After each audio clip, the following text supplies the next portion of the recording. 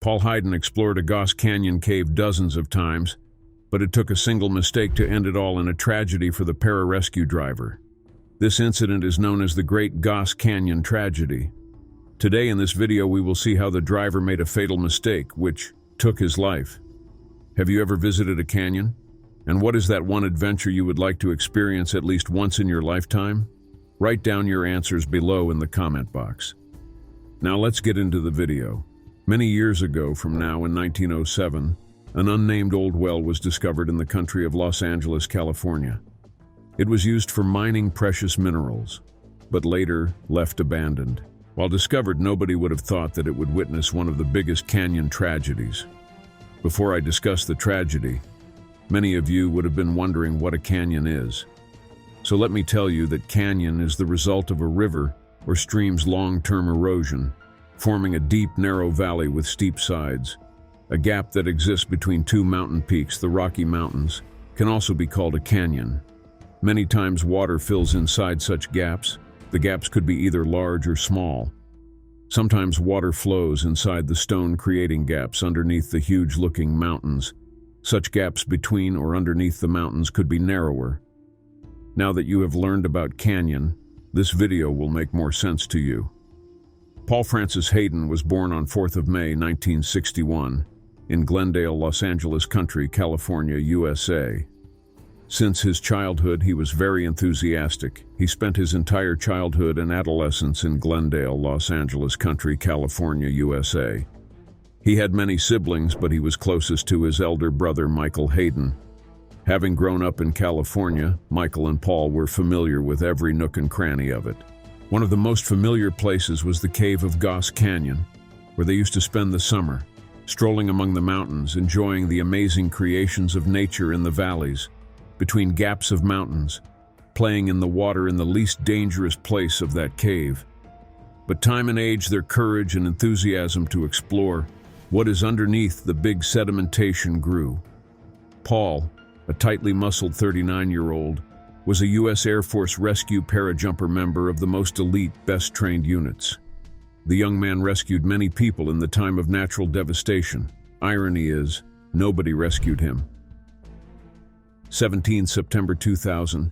It was Sunday morning. Paul Hyden, 39, a master sergeant, and his brother Michael, 42, hiked into remote, rugged Goss Canyon in the foothills of La Crescenta, lugging scuba equipment, according to the Los Angeles County Sheriff's Department.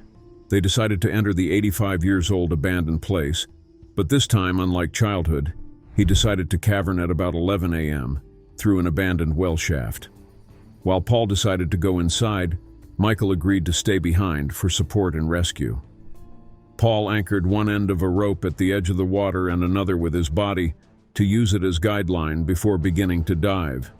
He informed his brother that he has 2 hours of air with him, and he doesn't come out within 2 hours, or in case he doesn't respond to the tugs on the rope, then act quickly and seek rescue. He crawled about 15 meters through a tunnel and then 9 meters down a slope to reach a room, a hollow place that was flooded with water. The water inside was almost touching the roof of the mountain, but there was plenty of space to keep his head above the water. But within 15 minutes of starting the dive, something went wrong. Extremely terrible.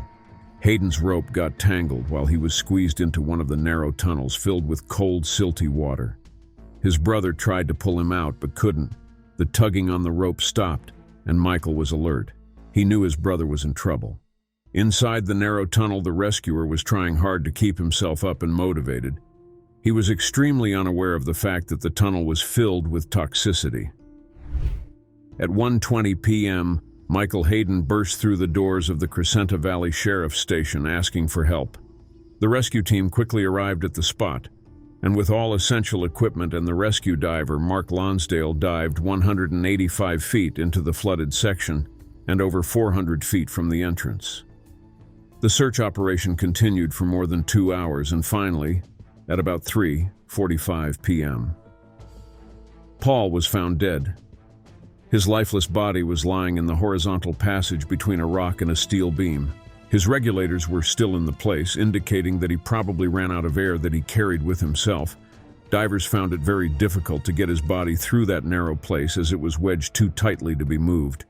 But the question is, did he die because he ran out of the air? A video that was recorded from his camera shows that Hyden had removed his air regulator, which was attached to the oxygen cylinder on his back, to get some air. He could be seen inhaling sharply, while desperately trying to untangle himself from the claustrophobic narrow space. The report states that the reason of his death is not sinking, not lack of air in his regulator, but lesser did he know was, the cave where he was stuck is located at the bottom of a dry waterfall and has a narrow entrance that leads to a large chamber filled with water. The chamber has several gas pockets that contain carbon dioxide and hydrogen sulfide, which are toxic to humans. He died because he had inhaled rich in carbon dioxide. The air that we normally breathe has less than 0.4% carbon dioxide, but the air that Paul inhaled was pure CO2 and hydrogen sulfide.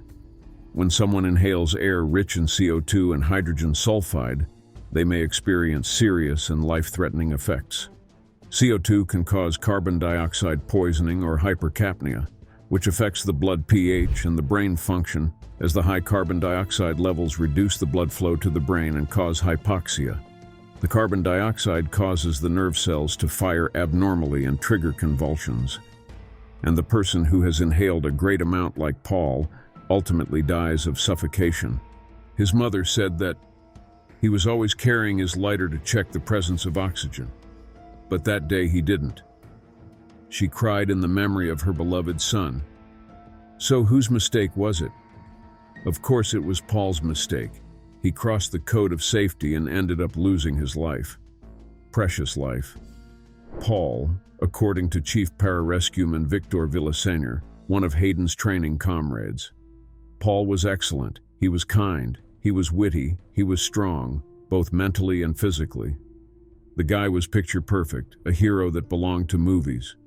He was everything but fortunate. Paul was energy, said his sister Christine. This incident is not very discussed. Not many reports came out. People call it diver's fatal accident. A rescuer couldn't get rescued. The place is now officially banned. You need special permission to enter that area. But still some irresponsible people reach there secretly, flouting the law. The most surprising thing is that still the people who make light do not learn anything from these incidents and meet tragic ends. Paul was a rescuer, not a well-trained diver. Such incidents tell us the importance of proper training, preparations, and adherence to safety protocols when engaging in cave diving activities. Paul, losing his life wasn't anyone's mistake but his own. No one could be blamed but him, as he was 39, not 9. So, as I put an end to my words, I would advise adventure lovers to think about the dangers of adventure. To ensure your safety, you should go for an adventure with utmost caution, ensure proper training, and knowledge to handle the worst challenges that may arise. As the adventure, especially diving community, continues to learn from these incidents and improve safety measures, it is hoped that the number of cave incidents will decrease. So please stay alert, stay safe, and keep watching our channel. I hope you enjoyed this video about the big mistake of a cave diver, the Goss Canyon tragedy. This is a sad and shocking story that shows how dangerous cave diving can be, and why you should never try it without proper training and equipment. But before you go, please do me a favor and hit that like button, share this video with your friends, and subscribe to my channel. It really motivates me to make more videos like this. And don't forget to turn on the notification bell so you won't miss any of my future uploads. Thank you so much for watching, and I'll see you in the next video. Stay safe and have a great day.